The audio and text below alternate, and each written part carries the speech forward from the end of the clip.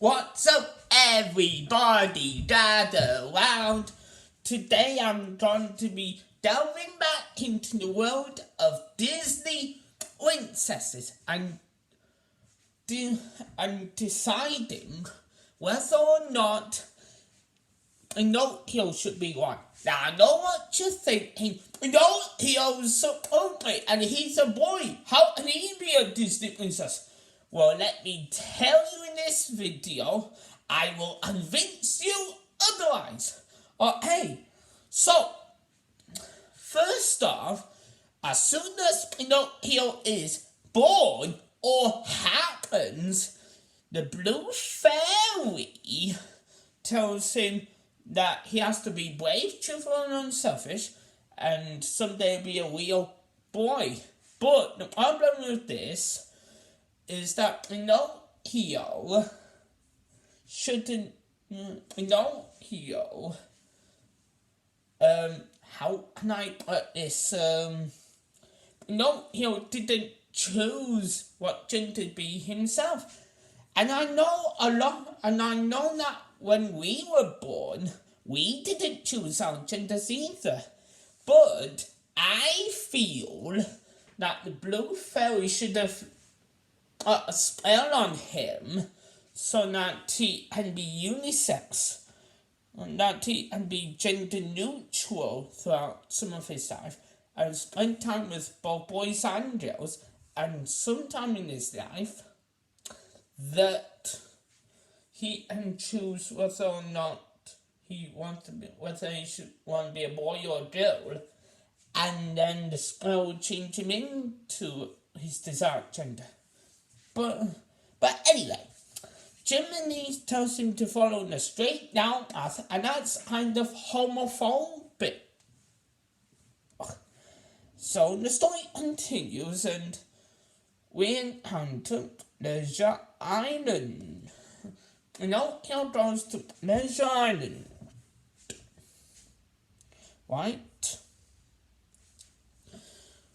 And that in itself is sexist because it's saying that girls don't misbehave.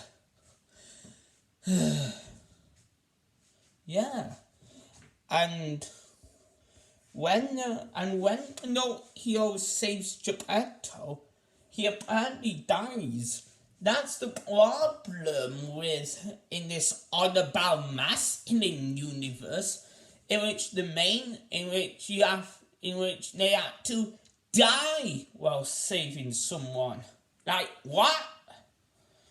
So, yeah, and his hand should have been given the choice as to whether he wants to be a boy or a girl. And I bet if he's a girl, then he would be a good Disney princess. And a Twink Disney Princess, if you ask me. But that's enough. That's enough of the story now. Will he qualify as a Disney princess? Well, as you should know from watching my previous videos, or Super Harling Brothers' videos, that it takes more to be a Disney princess than just being a princess in a Disney film. And you don't have to be an actual princess to be a Disney princess.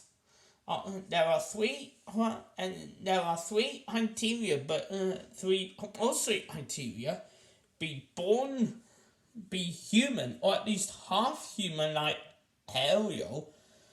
Pinocchio does bring, You need to have a primary one in animated film, and 3, you must not be introduced in a sequel.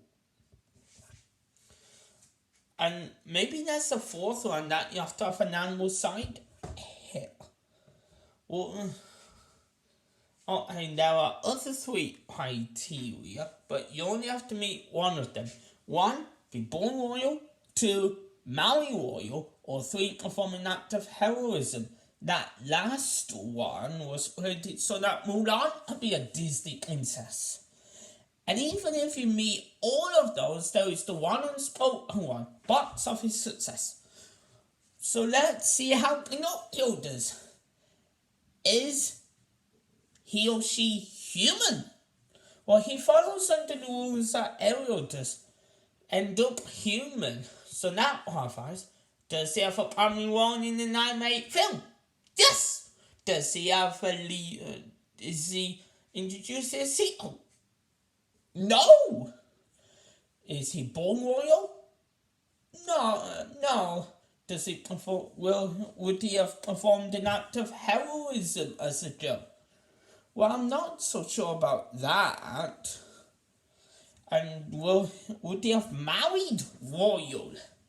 Well, Geppetto and the Blue Fairy may have had an arranged marriage for him to win, so maybe.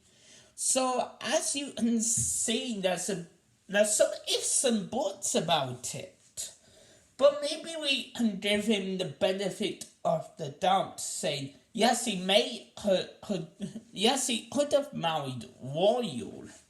And don't forget that movie was set back in the 1940s, where all women could do was do housework and stuff. It was the men that had to go out and fight to perform acts of heroism. So yeah, the only requirement I can think of you're having is marrying royal, whoever this handsome prince may be. So yeah, that's my take on Pinocchio being a Disney princess. So that's it for this video. I'll see you in the next video. Bye!